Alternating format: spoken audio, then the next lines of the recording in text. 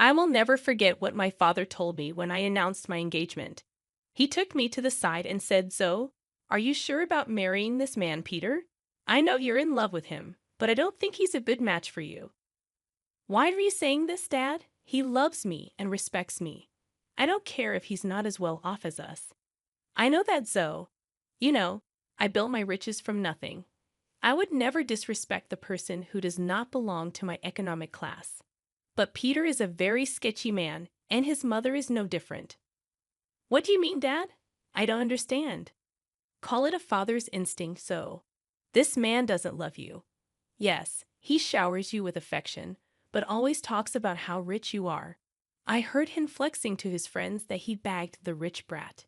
Julia just laughed with him and agreed. "You must be mistaken, Dad.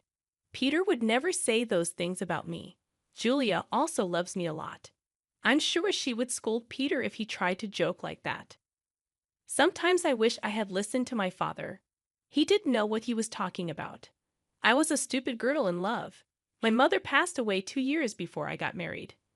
My dad was sick and wasn't long for this world. I was desperate to hold on to something that would give me the will to live. Peter and Julia became those people. My dad was a rich man. He made a series of good investments that made him very financially well off.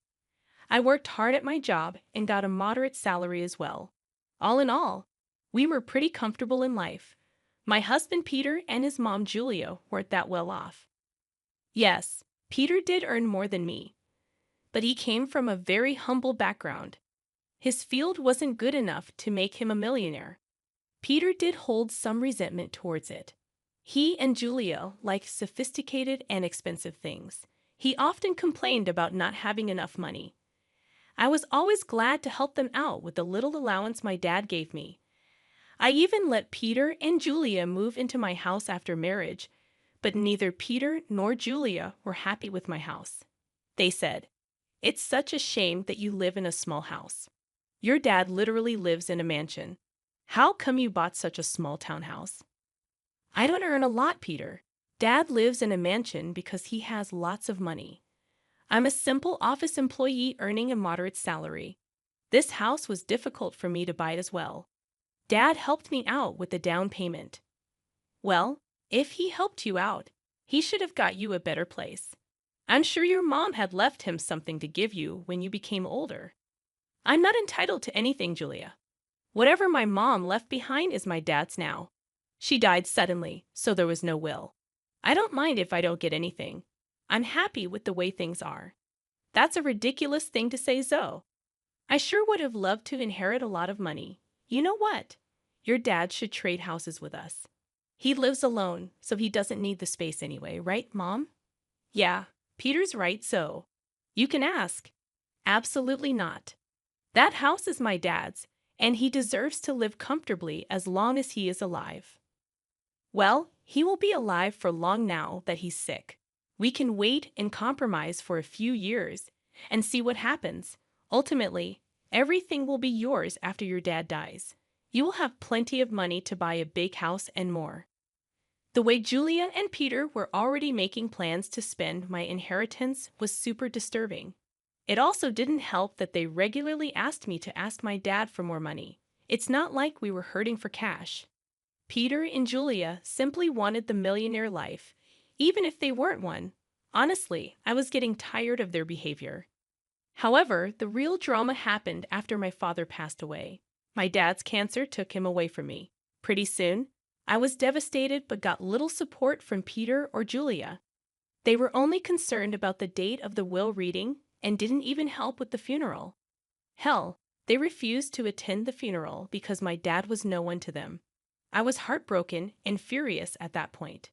My dad's words kept coming back to me. I was getting suspicious of them and started to have doubts about their intentions. I was afraid that they were really after my inheritance money. They were not allowed to be in the reading of the will. Peter and Julia said, "Why the hell are we not allowed to read the will? This is ridiculous. Lawrence was my own father-in-law. Yes, this is ridiculous. We are family and should be present for this event. We have the right to know what Lawrence left in the will. At least my son should be allowed to be there." Your son is not in the will, Julia, so he cannot read the will. Why are you two so obsessed with inheritance? You didn't even come to the funeral. It was funny how my dad was suddenly family when it came to getting an inheritance. I was pretty annoyed at Julia and Peter. What was worse was that they started to hound me as soon as I got back from reading the will. They were not allowed to see the will. I had a hard time dealing with the grief of losing my father, but I got no words of support or sympathy from them. They simply wanted to know about my inheritance. Julia asked me, "So we have been wondering about something for a while now. How much inheritance did you receive from your parents? You must have got a lot of money. How much money did you get?" My parents unfortunately didn't leave me any money in my inheritance, so I received zero. What? You didn't get any money? But your parents were rich. They should have left you something. I don't believe that you didn't get any money. I'm sure you are lying to us all. There is no way your parents didn't leave you a single penny. No, Peter. There was no money in my inheritance. The will didn't even mention me getting any kind of money. You can check my bank balance in a few days and find out. But what about their riches? Who will get those? You are their only child. I don't know about that, Julia. The lawyer just told me that I didn't get any money. It's fine by me. It was my parents' money, and it's up to them who they would give it to. That is ridiculous. You need to fight for the money. It should be yours. There is no money, Peter. They didn't have much money in the end. Whatever was left was given to charity. They have been planning this for a while now. Julia and Peter looked very pissed by what I said. I had no idea why they were being this weird about my inheritance. I almost told them the full details, but something stopped me from doing it. There was this creeping doubt in my mind that my husband and mother-in-law were up to something.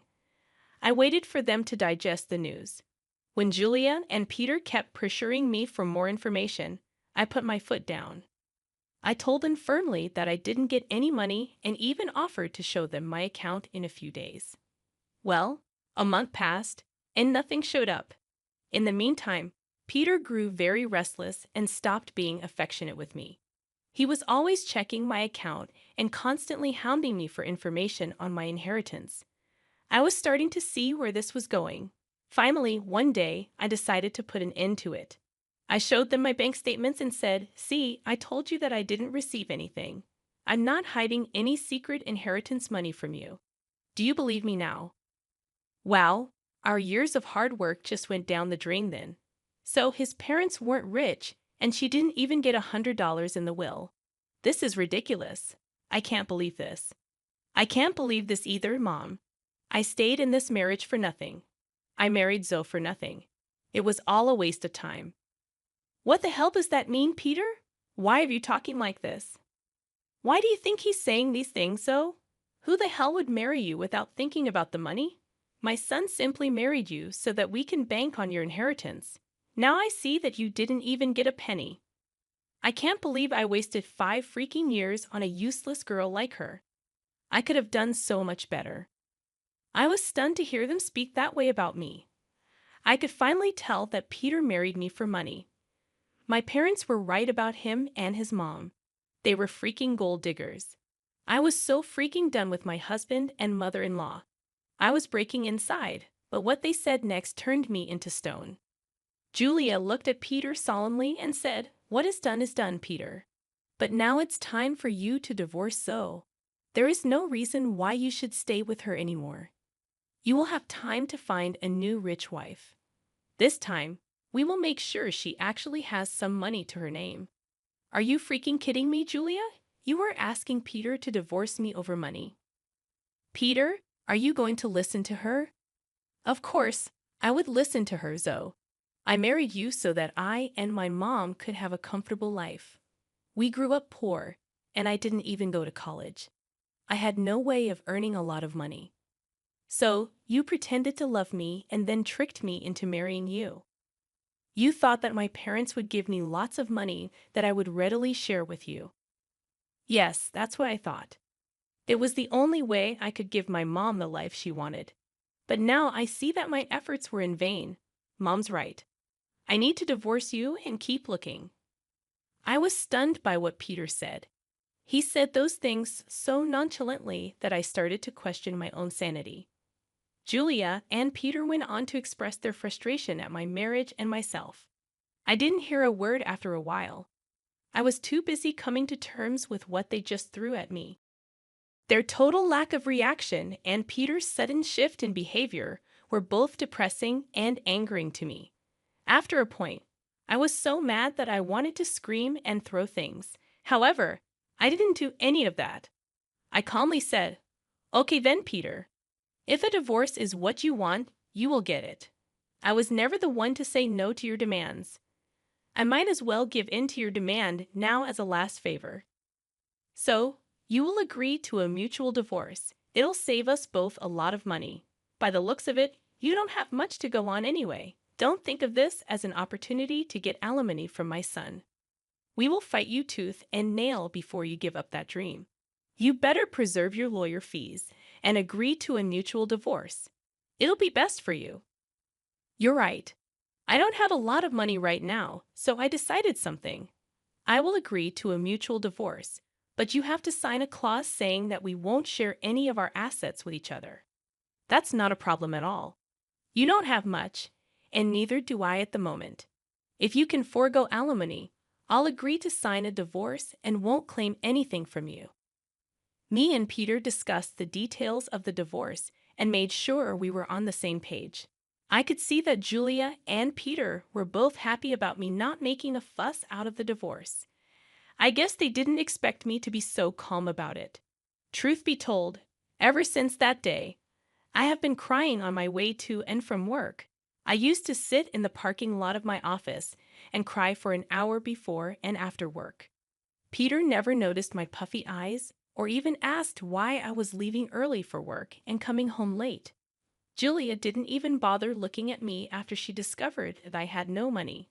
All of their behavior just made me even more determined to get out of the marriage as soon as possible. I actually had Peter and Julia move out of my house to a rented space in the neighborhood. They soon settled in while we waited for the divorce to finalize. True to his word, Peter didn't demand a share of my house. I also didn't ask for alimony. In his eyes, it was a fair deal. Well, he had no idea just how far I made things out to be. He came to know about it on the day our divorce was finalized.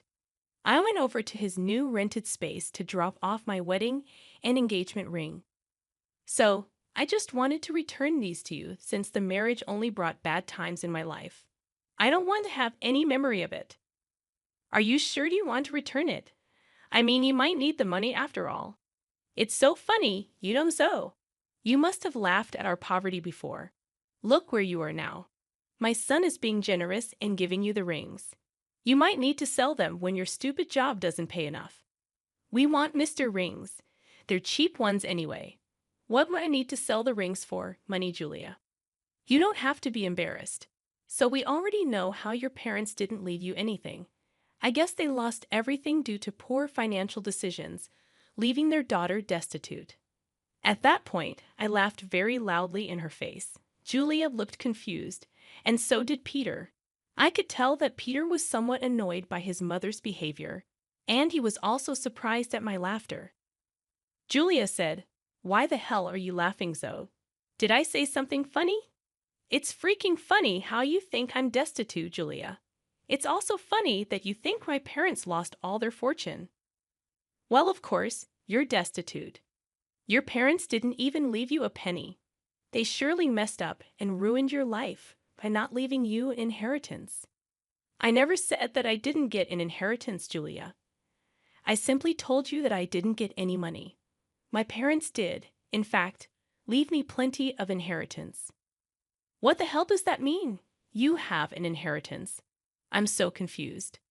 "My parents could see you and Julia for the little gold diggers you two are. So they made a secret clause in their will. It said that I would receive no monetary inheritance. Instead, I was given this entire neighborhood as my inheritance." "What? You own this neighborhood now. How is that possible?" "We would have known about your inheritance if this was true. We even signed the lease with an estate manager who didn't tell us the name of the owner. My parents wanted me to wait for a year before I got my inheritance.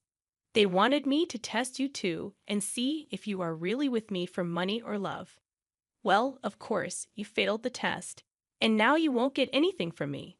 Also, the estate manager was appointed by my parents to take care of the property before I inherited it. They were smart people, you know. That is impossible. I don't believe a word you're saying. You're just embarrassed because you don't have money anymore. Oh, really, Peter? Is that what you and your mother have concluded from this? Well, why don't you call your landlord and find out from him? Don't worry, we would do that. Then everyone will see just what a big liar you are. Julia and Peter called their landlord and asked about what I said. Since their landlord was the estate manager, he told them everything. Julia and Peter were stunned. They looked really panicked. After cutting the call, they said, "You lied to us. You tricked us into thinking that you don't have anything, but you own the entire housing society now. How dare you trick us so? You wanted all your riches to yourself, so you tricked Peter into divorcing you and made him sign papers that he wouldn't claim anything from you." I laughed at their audacity to turn this one on me. It was finally dawning on them that they had messed up royally, and now it was time for some sweet karma. I said, "It's funny you accused me of tricking you too, Peter. You tricked me into marrying you by telling me that you love me. Julia, you helped your son in this plan, and you were the one to tell him to divorce me. If anyone here was being a scammer, it was you two. As for my inheritance, you asked me how much money I got, and I answered truthfully. This was all a misunderstanding. So, what happened is in the past. Why don't we just try again in the new light? We did spend 4 years together. It would be a shame to throw it away. So now you want me back in your life. Funny how you were desperate to start afresh with a new girl. I hear that you are already seeing someone rich. Don't worry, I'll inform her about what a snake you are." Peter and Julia started to beg me not to mess up this new relationship. Peter told me that since I wasn't ready to give him another chance, I shouldn't mess up his future. I told him to freak off. Also, I informed them that I will kick them out once the property is transferred to my name. They panicked at that and started to beg me even more. In the weeks that followed, Julia and Peter showed up at my house to beg me to forgive them. Peter and Julia already have an eviction on their record, so it is unlikely anyone would give them rent. The only reason they were staying on my property was that I asked the estate manager to allow it. I also called Peter's new victim and told her everything. She was horrified by what Peter and Julia did and broke up with him instantly. She even showed me the texts. After this fiasco, Peter and Julia beat down my daughter, called me names. I promptly called the police and had them off my property. After I got my inheritance in my name, I kicked them out very swiftly. They didn't expect me to go through with the threat. They did show up on my property again, and the police were called. The cops gave them a stern warning, and I filed for a restraining order. Turns out the entire town knew about what happened. They were essentially disowned by friends and had to leave the city to start afresh. Meanwhile, I'm enjoying my new wealth and am finally free from gold-digging leeches. Hi, I'm Emma Thompson, and this is the story of how an abandoned farm turned me from the family disappointment into someone my greedy relatives couldn't ignore. Sometimes the greatest treasures are hidden in the places others consider worthless. I still remember the day of the will reading like it was yesterday. The mahogany-paneled law office felt suffocating as our family lawyer, Mr. Harrison, adjusted his glasses and began reading my parents' final wishes. The tragic car accident that took both of them had left a $50 million fortune to be divided between my sister Sarah and me. Or so I thought. To our beloved daughter Sarah, Mr. Harrison read, "We leave our investment portfolio, the family mansion, and all liquid assets." Sarah's perfectly lipsticked mouth curved into a triumphant smile. To Emma, he continued, his voice softening slightly, "We leave Grandpa Thompson's old farm property in Montana." The room fell silent. Then Sarah's laughter shattered it. A farm, she sneered, her designer bracelet jingling as she waved dismissively. Oh, this is perfect. Little Emma always did prefer playing in the dirt to attending charity galas. I sat there, stunned. The 200-acre farm had been abandoned for 20 years, ever since Grandpa passed away. Dad had always called it worthless, refusing to even visit it. Now it was my only inheritance. There must be some mistake, my Aunt Patricia interjected, her face pinched with concern that wasn't for me. Richard and Margaret would never leave their daughter with just dirt. Mr. Harrison shook his head. The will is quite clear. The farm, including all structures and contents, belongs to Emma. Sarah stood up, smoothing her Channel dress. Well, sis, enjoy your barns and chickens. I've got a portfolio to manage. She paused at the door, her smile cruel. Don't worry, if you need a loan, I'm sure we can work something out. After all, what's family for? I left the law office that day with a single manila envelope containing the farm's deed and keys. 20 years of dust coated everything when I arrived at the property the next day. The main house was a weathered 2-story structure that had seen better days, but it was the massive old barn that caught my attention. Grandpa Thompson had been an odd man, brilliant but eccentric. He'd made his fortune in mining engineering before retiring to this farm, where he spent his last years tinkering in that barn. Dad always said the old man had lost his mind, wasting his genius on a worthless piece of land. The barn door groaned as I pushed it open. Sunlight filtered through gaps in the wooden walls, illuminating decades of cobwebs. Old farming equipment sat rusting in corners. But something felt off about the space. The dimensions didn't quite match the exterior. I remember following Grandpa here as a child, watching him disappear for hours behind a hidden door. Our little secret, he'd whisper, winking. After his death, no one could find that door. Dad searched briefly before declaring it another of his father's delusions. But I remembered. 3 taps on the north wall, then pushed the 4th board from the bottom. My hands trembled as I followed the long-forgotten pattern. Click. A section of wall swung inward, revealing a staircase descending into darkness. My phone's flashlight illuminated the way down to a massive underground room. What I saw inside made my heart stop. Covering the walls were detailed geological surveys, mining charts, and chemical analyses. In the center sat a sophisticated testing lab, preserved under dust covers. But it was the safe in the corner that changed everything. The combination was my birthday. Grandpa never forgot it, even in his final days. Inside, I found a leather-bound journal and a USB drive. The journal's first page read, "To Emma, the only one who ever bothered to listen." As I read through his meticulous notes, tears filled my eyes. Grandpa hadn't lost his mind. He'd made a discovery that would reshape the entire mining industry. The worthless farm sat on top of one of the largest rare earth element deposits in North America. He developed a revolutionary extraction process that was both efficient and environmentally friendly. The USB drive contained detailed patents, already filed, but never activated. Grandpa had been waiting for the right moment, and the right person, to bring his discovery to life. My hands shook as I realized what this meant. The farm wasn't worthless. It was worth billions.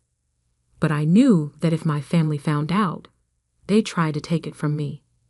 Sarah would hire the best lawyers, claim I wasn't competent to handle such a discovery. I needed to move carefully, protect myself before anyone realized what Grandpa had left me. I spent that night in the old house, reading through every page of his journal.